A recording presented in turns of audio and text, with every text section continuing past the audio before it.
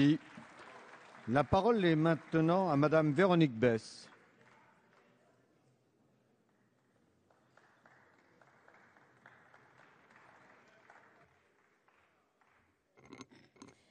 Monsieur le Président, Madame la Ministre, mes chers collègues, le projet de loi dont nous débattons, s'il était adopté, bouleverserait totalement les fondements de notre société.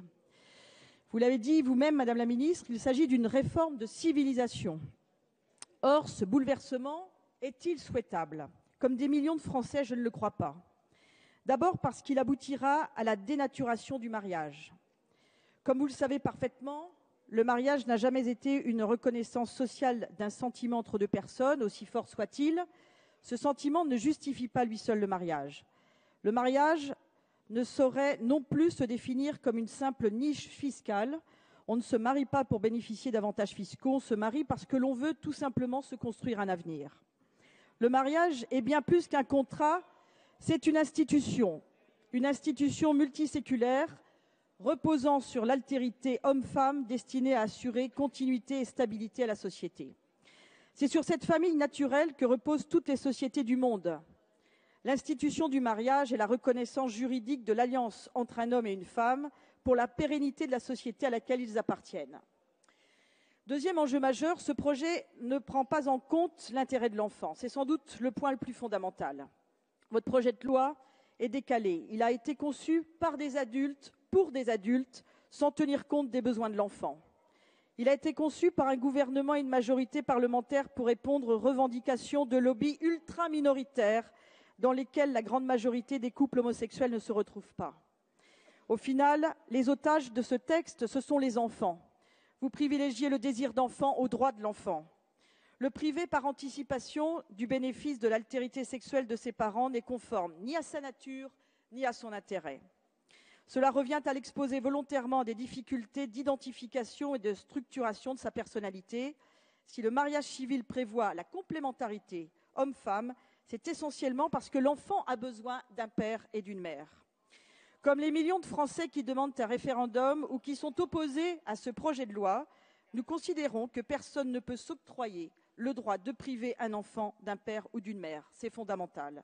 Fondamental aussi pour sa filiation et ce sentiment d'appartenir à une continuité d'hommes et de femmes qui ont souhaité un environnement le plus stable possible pour leur enfant. Ce projet de loi de mariage pour tous est aussi une porte ouverte à l'adoption par les couples homosexuels, nous l'avons dit.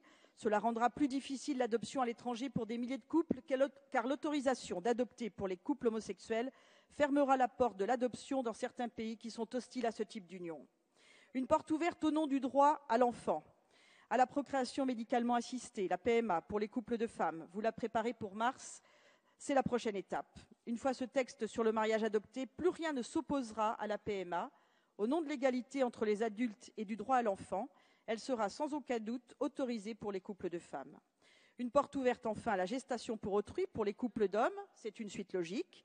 Au nom de quoi va-t-on permettre aux couples de femmes d'avoir leurs propres enfants et pas aux couples d'hommes? C'est d'ailleurs la revendication qu'a exprimée Pierre Berger dans des propos on ne peut plus choquants. Je cite « Nous ne pouvons pas faire de distinction dans les droits, que ce soit la PMA, la GPA ou l'adoption. Je suis pour toutes les libertés. Louer son ventre pour faire un enfant, louer ses bras pour travailler à l'usine, quelle différence ?» Fin de citation. On le voit bien, cette logique est sans fin. Nous n'en sommes pas là, me répondrez-vous. Eh bien si, nous en sommes là. Après le mariage pour tous, vous l'avez annoncé, la procréation médicalement assistée sera la prochaine étape. Et nous n'en doutons pas, la gestation pour autrui, synonyme de marchandisation du corps humain, sera la suivante. Enfin, ce projet de loi est antidémocratique. Avec votre majorité, vous imposez cette réforme de civilisation aux Français. Vous transformez la société française en profondeur, sans la consulter et en l'absence d'un vrai débat national. Vous refusez d'entendre les centaines de milliers de Français qui ont manifesté le 13 janvier dernier. Vous refusez aussi d'entendre les 220 parlementaires qui demandent également ce référendum pour faire passer en catimini par votre majorité ce projet contesté et contestable. Madame la ministre, une question. Si cette réforme est si juste, pourquoi ne laissez-vous pas les Français s'exprimer? Non, ce projet de loi n'est pas souhaitable pour nos enfants. Non, ce projet de loi n'est pas souhaitable pour notre société. Dans cette période de crise que nous traversons, les Français ont besoin de repères et de stabilité.